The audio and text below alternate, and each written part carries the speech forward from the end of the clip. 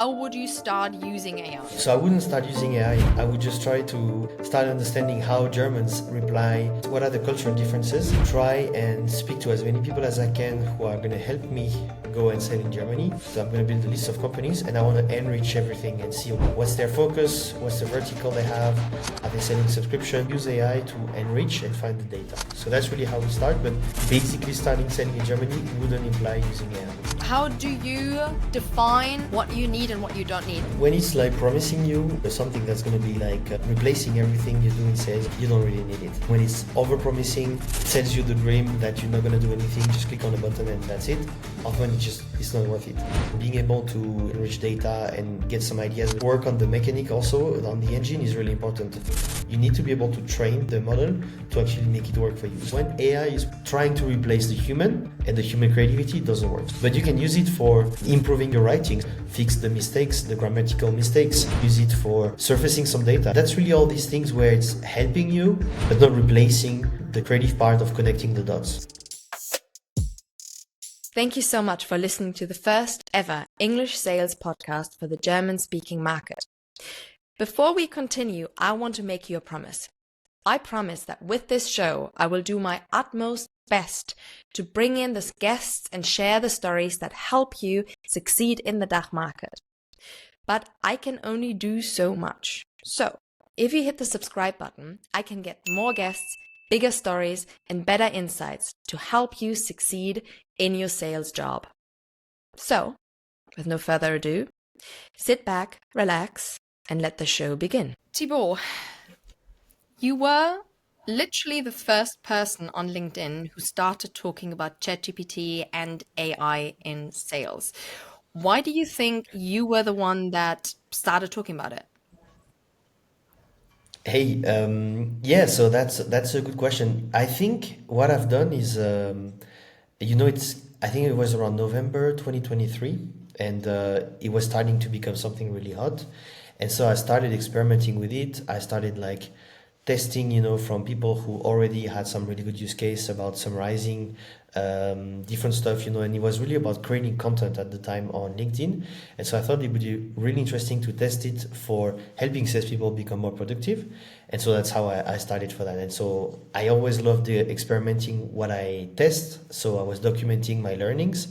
And so that's why I got started with it, and it was a fun thing to do. Yeah, I love it because I feel like I'm a massive grandma when it comes to tech. I'm like solid the internet discovered with 24, something like that. And when we started recording your masterclass, I was like, wait, prompts? Wait a minute. What are we? Okay, alrighty. So I guess that's gonna be okay, okay. And by now I've watched your masterclass about 5 times, only because I needed to understand the prompting, and I'm still a grandma. What I have, however, realized is the the the time that you can save. By now, I feel like I do Yeah. use other AI sales tools, and I'm saving tons amount of time, and especially as a founder as well, but also as a seller.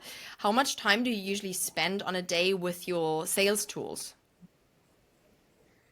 Yeah, so specifically around sales, there's a lot of time that can be saved when you're looking for information about prospects. So, often tools about AI, they will tell you that you're going to have an AI assistant and they're going to say, hey, I can build a sequence for you and build messages. And if you use it this way, often the sequence is bad, the messages are pretty bad. So letting the AI and the models kind of create the messaging is not really a use case I recommend, but it's more a great use case to surface some information. So for example, you have tools.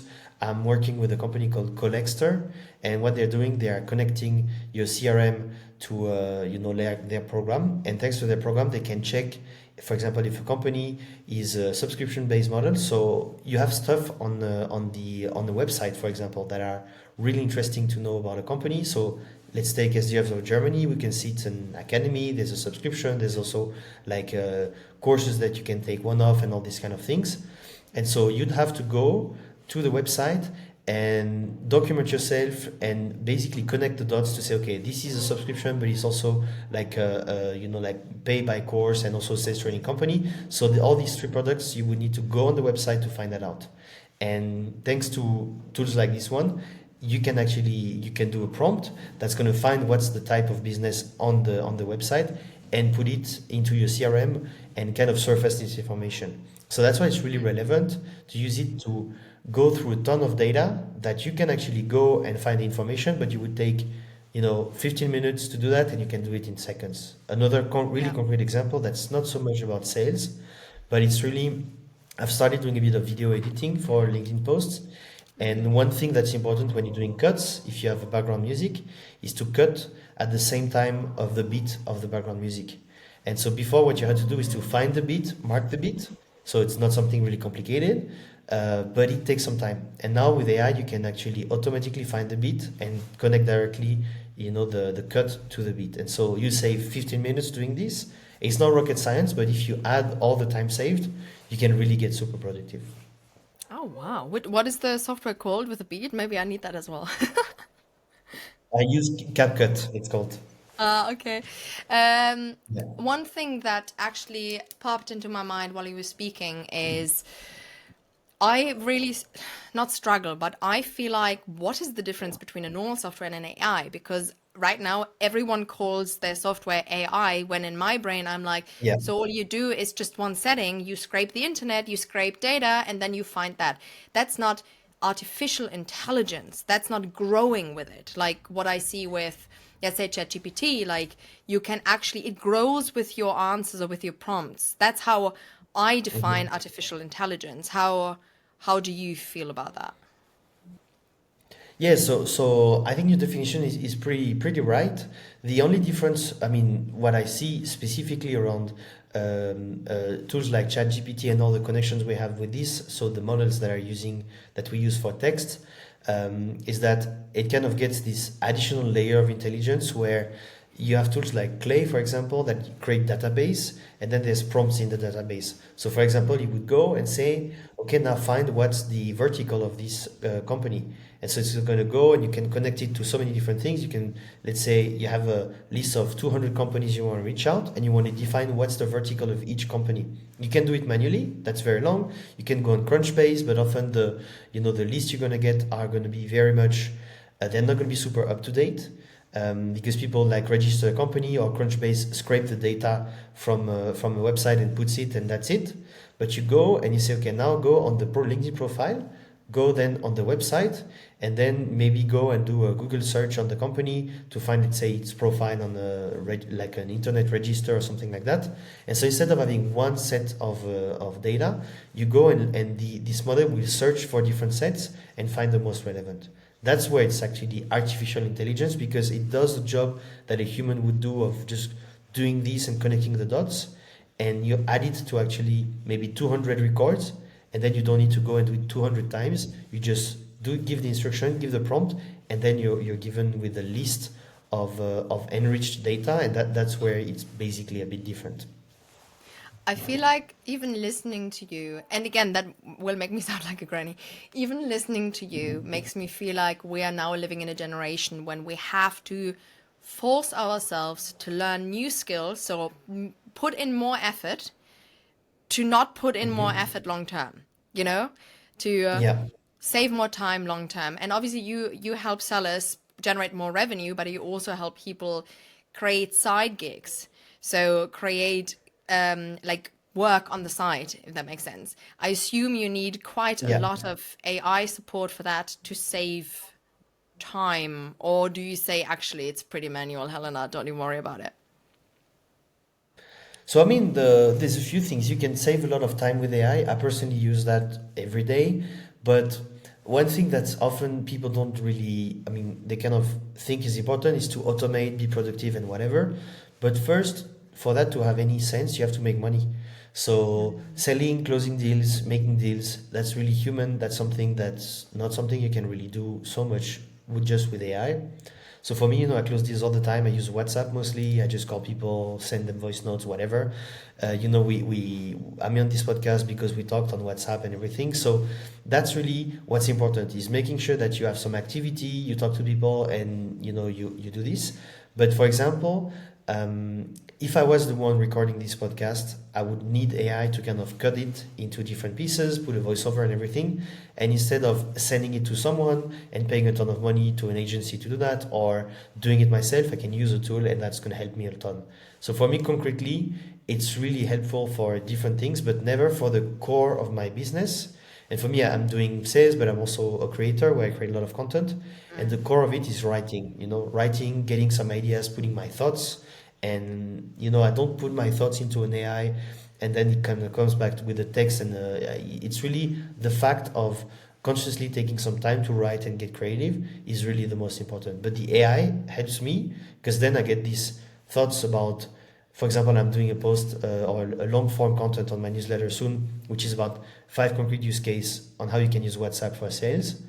Then it's going to be really helpful. I'm going to record a video and then the video will be edited with a lot of AI tools. That's going to help me kind of go from spending 60 minutes on building a video to 10 minutes. So that's really how it's so useful. And that's why I think for salespeople who want to work for themselves, like work on the side and create land a few side gigs, they can really use AI to kind of get more productive and get work on this side gig while working full time.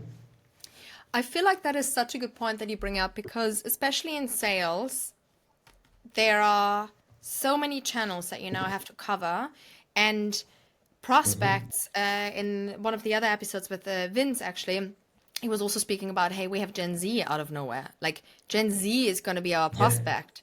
It's going to be our colleague. It's going to be our CEO. It's going to be, they are all brought up in social media. They're all brought up with visuals, with content, etc., etc., etc. So you have to create so much more free, valuable content to close one deal, book in one meeting.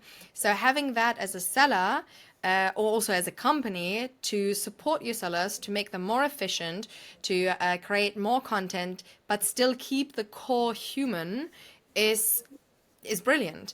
I guess at the end of it, I'll ask you about a list of all of the AI tools that you're using, and I would put that in the notes so that other people can check them out as well, if that's all right with you. So, yeah, for sure. What I really love what you said is the core of the business needs to stay human. Because I think we all have kind of that fear of being made redundant through AI. I'm still an actress. They're now making movies without me, without any human touch. They even create voices, they create cold calls, they creating, why even needing any sellers anymore? Why even need any companies anymore? AI is going to take over. How do you feel about this? What do you feel like we should be aware of when we use AI? And what do you feel like the future is going to look like? Yeah, so I think it's a very interesting case what we're seeing because everyone thought, okay, AI is going to replace everyone, and for jobs like translation, like let's say you're a translator for. I have a friend, his girlfriend, she's working for the like a public organization, like I don't know, the OCD or something like that, and her job is to translate stuff from, I guess, English to Italian or something like that. And so she's highly paid. She makes tons of money. She doesn't pay taxes because she's working for like a government or non-governmental agency, so something like that. But her contract ends, I think, in 2 years, and they've decided to not renew any contract of translators because basically ChatGPT and all these contracts, the tools do it better. So she knows her career is over, because translating is just over. And so that's the thing with AI. There's certain careers that are just going to disappear, and that's always been the case with technology and everything. But this is really something where people in very good situations are going to lose these situations. And so for me, that's always important to understand that in this case, it's not that fun because you're going to lose everything. But if you use AI to actually go and provide translation services, or add it to different types of services you're going to use, and basically package an offering that's extremely valuable, then you're going to win a lot. And so, for Yeah. example, there's different things about prospecting. You have a lot of people who create now banners, let's say on LinkedIn, on Fiverr, and so I'm doing like I'm working on this on creating a banner, and the guy just like does whatever thing. I pay him $50 to do it because I don't want to, take the time to do it. And so this can work really well because instead of working a whole hour, this person can work 5 minutes and charge me $60. So that's Yeah. that's the interesting thing is that you can use all these tools to really become a lot more productive, save a lot of time, but always at the Yeah. core, you have to know how to sell and how to get people to Yeah. give you money for what you provide. And Yeah. this is not something that AI can so much help you with, can give you some ideas to brainstorm, but you have these tools where they say, hey, build me a website with AI, and then you spend more time fixing whatever things that the website has been building. So it's really something really interesting. You have to know how to use these tools, but if you do a job that's so simple that it can be replaced by AI, then you need to really upskill to kind of make sure that you protect it against the future, you could say. Yeah, yeah. It's a very good point. I feel like I always think about Netflix and Blockbuster, right? Back in the day, no one Hmm. thought that streaming would ever be an option. So Blockbuster could actually buy Netflix. They said no because Yeah. they're not going to be around anymore. Why would we spend any money on it? I think 5 years later, they bought Blockbuster. At some point later, they Yeah. bought Blockbuster and no one knows about the rental anymore. So, like, going Yeah. with the time, and that's one thing that is just so crucial. It's like, don't be an ostrich, like, be an eagle. Don't put your head in the sand. Actually fly and, like, get an idea of what's the landscape, what's happening. And I think it's very easy to become an ostrich when it's scary. I guess when Yeah. we talk about sales in DACH, when everything, like a lot in sales, especially in DACH, is trust based, it's relationship, it's getting commitment from the other one. Yeah, it's a lot of work of that. How do you feel, especially with AI? How do you feel like people can use AI, and how should they not use AI? I know I always ask you two questions, but I just love your long answers. Yeah. So basically, how they should use AI, or maybe start the opposite, how they shouldn't use AI. I think it's really they should not use it for everything that's related to sending messages or automating messages you send to prospects, even if it's to prospect them or when you already have an active opportunity. Don't use AI to go and send stuff. My wife does a thing that's working really well for her. She's like Mexican. She speaks four languages fluently, but she wants reassurance on her writing, and so she puts like let's say a message and say make it more formal, make it less formal based on who she's talking to. And so the ChatGPT really helps with that because it helps her to kind of make it shorter, make it punchier, and just to keep the core of the message that she has been writing. Yeah. This is an example of how you should use it, but how you shouldn't use it is say, hey, write this email for this prospect. That's never working. It's like you can Yeah. see, you can smell the kind of AI. You have these AI videos, for example, that we see. Everyone's like, "Well, the AI videos are great." They're just like crazy. Like Mm, these are really super trippy videos. You can immediately see it's done with AI because it has a very off feeling. And yeah. so that's the thing where it feels off. I'm not sure it's going to stay like that forever, but now it feels off. So when AI is producing the kind of when it's trying to replace the human and the human creativity, it doesn't work. So that's really how you shouldn't use. But you can use it for improving your writing, so make your writing better, fix the mistakes, the grammatical mistakes. You can use it for surfacing some data. So, summarize, let's say, a 10K report. This one is one that works really well, where you have a huge report with a ton of data. Summarize and say, hey, I'm looking for this kind of information, surface this information. And then it says, okay, page 260, there's this paragraph that talks about that. So you go, you check the paragraph, and then you think about how you can use that to start a conversation with the prospect. So that's an example of how you can do it. And that's really all these things where it's helping you, but not replacing the kind of creative part of connecting the dots that you're gonna do. I'm just thinking about the saying, be the master, not the servant. Like, master the thing, Yeah, understand the thing, use the thing, so you don't yeah, become replaced by the thing. And I feel like exactly. Yeah, that makes a lot of sense. That's again like don't put your head in the sand. Actually embrace the change, because otherwise the change will get rid of you. I guess Exactly.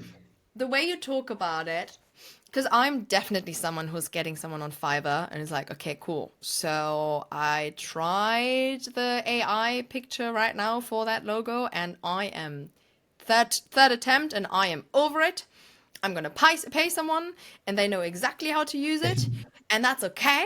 And I can pay more, and I'm definitely one of those people. How I feel like the way you talk about it, and especially people who do understand this, like specific tools, they develop those skills. Like how did you start using it? What have you found in that development? Like what are the things that you're like, actually this is much more easier to use that? Because I just to explain, the way I used to prompt is give me a podcast logo for a sales podcast. And then they gave me loads Yeah. of white men in front of a mic, and I'm like, but that's not what I asked for.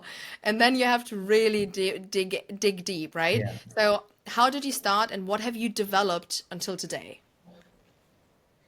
Yeah, so I think what you described, give me a podcast logo, is exactly what people get wrong about AI. Then it does give you a very random stuff.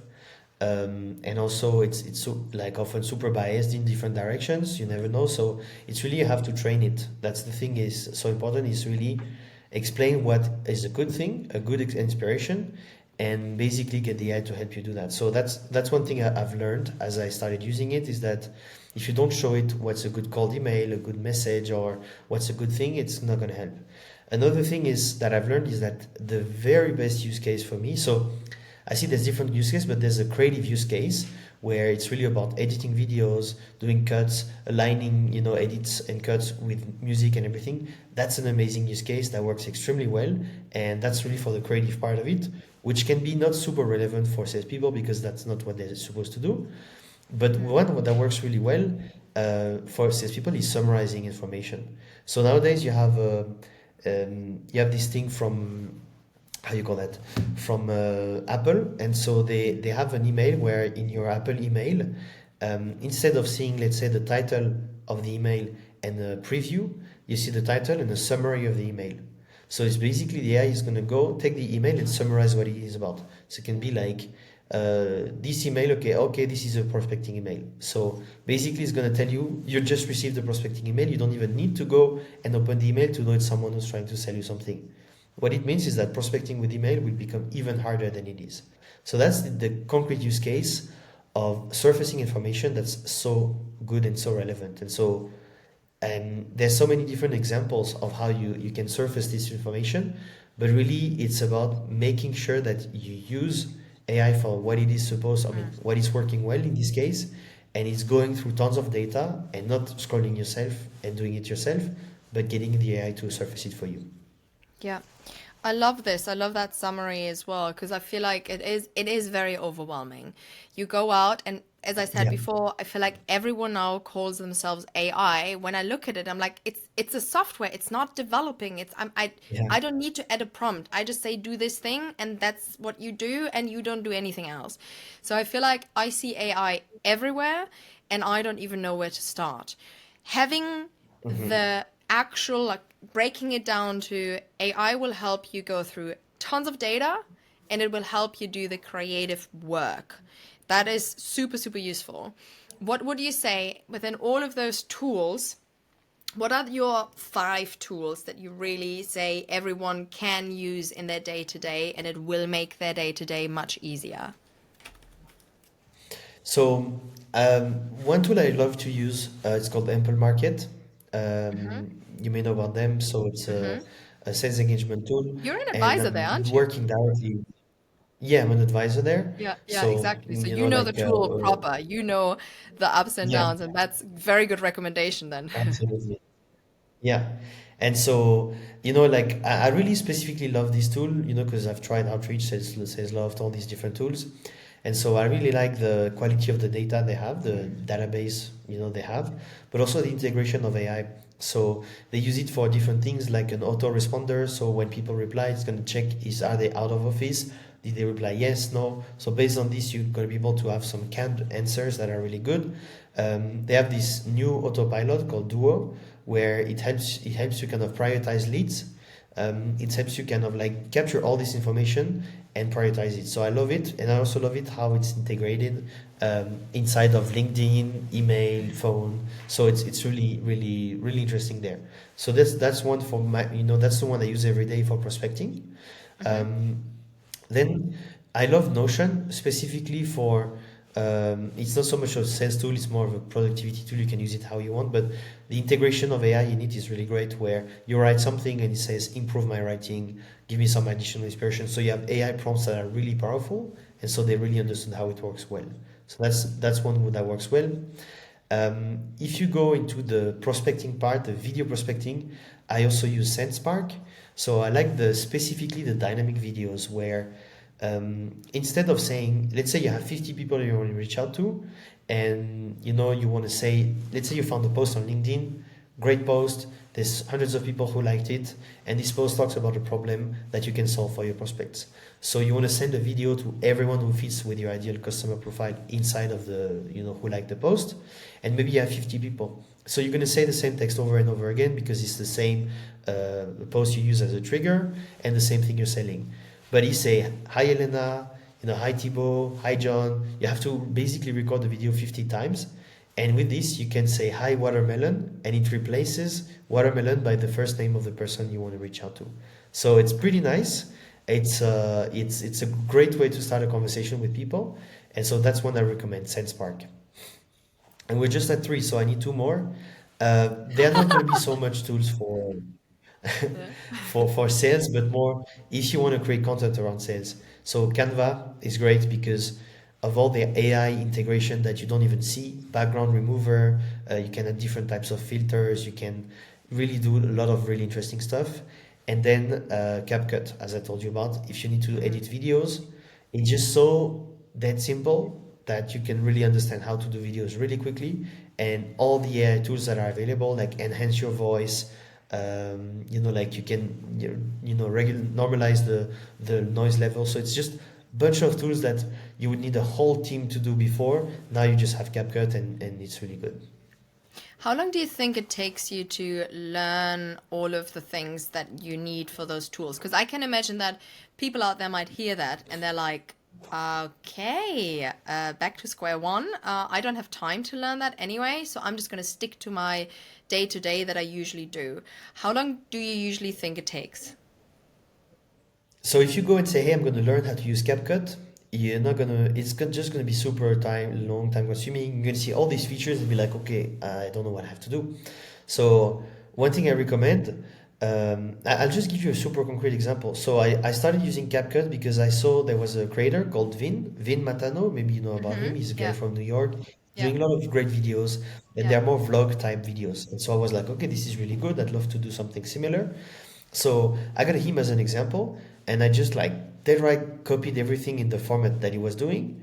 And so I was like, okay, he's doing a shot of a coffee machine. Okay, I'm going to do a shot of a coffee machine. And then he's switching to like a first person kind of view, and he's talking with his microphone and everything. So basically copy everything. And then I say, okay, how do I do, for example, how I was like, okay, I need to do a shot of the coffee machine, but basically I need to put a noise of a coffee machine making coffee so it's like more appealing and everything. So I just started doing a bit of research, or Yeah. how do I make sure that whenever you have you say something, and let's say you say sales, and then you have the word sales that appears, but then it's like sales and then the A is behind my cap, for example. So I Yeah. check on Google how you do that, and it's just a very simple superposition of things. So it's really, you have a goal, you have to have an outcome you want to have, and then Mm-hmm. there's a tool you can use, and then you check, and you just learn, you Google it, how to do this, how to do that. And with good Mm-hmm. thing with CapCut, Notion, all these things, is that all the information is freely available out there. You just have to know what you want to look for, basically. Yeah. Yeah. I think what I love about this development is companies can't get away with activity KPIs anymore. So companies can't get away with, so every day you need to send 100 emails and you need to log 50 calls, and because emails might not work anymore because of the AI Yeah. and about the summary, etc., etc. So you have to enable your sellers to understand the new world. You have to enable the sellers to use the new world as well. And on top of that, from the quantity side going into the quality side, which means you have to trust your sellers that they're going to get the work done, and hence get maybe much less activity, but higher output if used correctly. I think Yeah. that's super super interesting. Absolutely, and I think the activity level and everything is still very important. But I just think the SDR AE kind of like separation, is something that becoming less and less relevant. Yeah. What matters is to get conversations, start with people, talk with people, open opportunities. There's so many different ways of doing it, and Yeah. just sending tons of emails, just doing cold calling, call LinkedIn, whatever doesn't really work for everyone. So you have to find what works for you. Yeah, yeah, such a good point. Especially the enabling part. I feel like a lot of companies kind of lean back and say, "So now I bought the seller, and they have to make the money that I paid them Yeah, to do." Like that. When you're like, "Yeah, but you bought exactly. the player, but you didn't give him a ball or a field or a Yeah, goal." Like, how exactly. how how are they supposed to goal? So yeah, I'm 100% with you. Is there? Yeah. Oh, let me start with the first question. Is If you were to start to sell into the DACH market, how would you start using AI?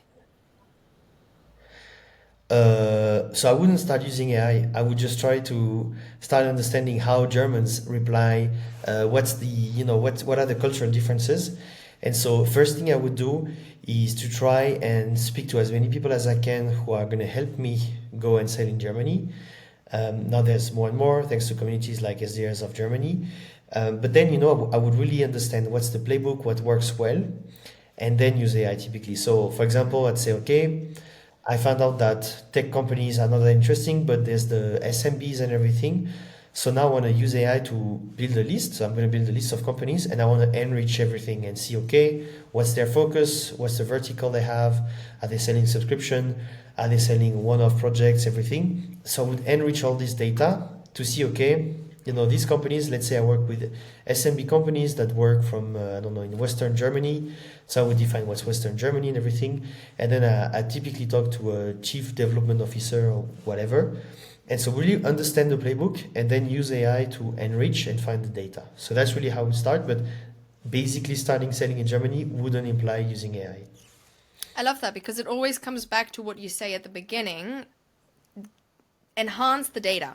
Like get the data, scrape the Yeah. data. It's not about replacing you, it's about making you the master of the thing in the end. So Yeah, I think that's exactly. such a good point. And then are there places where people can learn more about which tool do I need for that? Like which tool should I use there, or do you just Google that? So I mean, you have people you can follow. The only issue I see with tool lists is that everyone say, "Hey, here are the top 20 list or top 20 Mm. AI tools," and these are great for engagement on posts on LinkedIn, but these are super bad to actually get you anywhere. So for me, it would be more, you go, you do the task, and you identify a task that you keep repeating all the time, and you're like, okay, there must be a better way to do that. So you could do like lead scraping data. There's a place called Cold IQ. So it's an agency. They do like cold outreach using AI, and it works really well for them. But they also have a huge list of tools, and they can show you what's the specific tool for prospecting, video prospecting, AI recording, whatever. So Cold IQ is a great place if you want to find these additional tools, I would say. Yeah, you just answered my second question as well, because if you want to start a business, okay, cool, this is how you start it. Talk to people, understand the market, Yeah. understand the people, and then, then you can scrape the data, understand the data, summarize, etc., etc. Yeah. When you're already in the business, and I actually did that yesterday, so it's funny that you say that. I did an exercise yesterday of doing a day log. So what are the tasks that I Uh-huh. do professionally to Yeah. identify which one are needed, which one is essential, which one is automated, which one can I delay or can I delete, and which one can I give away? Like, give to Fiverr Yeah. or Upwork or whatever. And that really helped me. I'm now doing this like every day for this week to understand, okay, how does my day to day look like? How can I be more efficient? And yeah, it was a game changer, guys. So if you have never done that before, definitely do that. Identify what is an ongoing task that you do over and over every day. One thing for me is posting on LinkedIn rather than just scheduling Yeah. it. Or writing, I would always write. I would never just, I wouldn't let someone write for me because I feel like that's not right. But scheduling Mhm. it, preparing it, the cutting, and in the end, literally what you said with the data, when do you have to handle loads of data? Yeah, so I mean, I think yeah, that's these kind of things, specifically what you do everything every day. As you said, scheduling. There's a lot of tools that can help you do that, and sometimes you need inspiration, with AI, and so that can help you also find the top performing posts and get an idea. I'd say I'd be careful with that because one thing I've done is that on LinkedIn I started posting. I mean, 4 years ago worked really well, and this summer things were really really slow because it's summer, because there was a huge algorithm change and everything was changing. And so what I've noticed is that LinkedIn is not, before it was a template machine. So you have templates, they work really well, everyone's liking it and everything. There's still a bit of formats that work well, but what people want is to read something that's really original, unique. And Yeah, so templates are the opposite of that. So I think it's really important, to use AI the right way to get some inspiration. But yeah, again, there's stuff you can automate, but there's stuff you have to do every day that you can't really automate, and that's the core of your business. And yeah, so writing good LinkedIn posts, for example, yeah, is one you can't really automate. You can't just go put everything on autopilot and grow a huge audience that's going to give you money. You can grow a huge audience of just spammers and people who are not going to pay you anything anytime. We see them everywhere. But you just do that from, to make sure you can make a living. And so if you yeah, don't have an audience that gives you money and pays you for services, that's just useless. So that's really what I'd say. yeah, yeah, 100%. Such a good point. I guess with all of this, and we already spoke a lot about being the master rather than the servant and prompting, etc. What would you say is like, do you have a magic formula, like a magic format that you use as prompting that okay, the first thing is I need to cover the overall, then I have to say the style, then I have to say, like your step-by-step format? So I don't say I have a magic formula. I just have something where it's really interesting to make sure that you have models you can train it on. So it's always, it's always coming with ideas of what's a good thing you want to have. So it's always important before prompting anything to find what you want it to look like. So you have the specific people. Now I think ChatGPT is connected with internet, so it's pretty nice because you can connect with that. But when you don't know how to get started, you can use AI and say, hey, I'd like to do this on this style, this type of voice. So show me, give me some examples of, or tell me what would be the steps I need to follow to create content like this person, for example, or to create a cold email like this one I have seen. And then you can say, okay, break it down in 5 parts, this part, this part, this part. And that's where you get a kind of a to-do list or plan of how you can, do this work. So that's really what I would do, is just make sure that you have a goal of what you want it to, what you want, whatever you want to do to look like, and train the AI on this thing and say, okay, now I want to apply to my concept. So break it down into simple tasks I can follow. Yeah, yeah. I feel like we can all agree on the fact that AI will never ever disappear. Again, it will only grow and develop in whatever we make it. I am Mhm. currently going through a training as well about like improving business structures, etc., etc. And a big part of it is using AI to be more efficient. Because one thing that I've Mhm. noticed is that especially nowadays, like almost everyone is working from home. You know it yourself. You're, literally an advocate Yeah. of remote work. So you're working from home. Mhm. You don't need the work, the travel to the office. the commute. You don't need the commute, so you can actually start working when you were supposed to be on the train. So rather than starting at 9, you start Yeah. at 8. And then you don't need to change offices because you have a call. You actually can take a call after the other.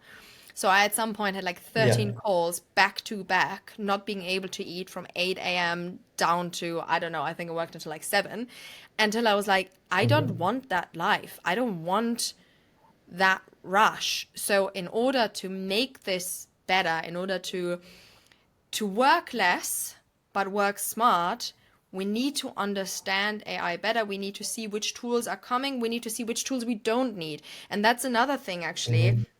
hmm How do you define what you need and what you don't need? Because the market is so overshared right now. It's so much going on.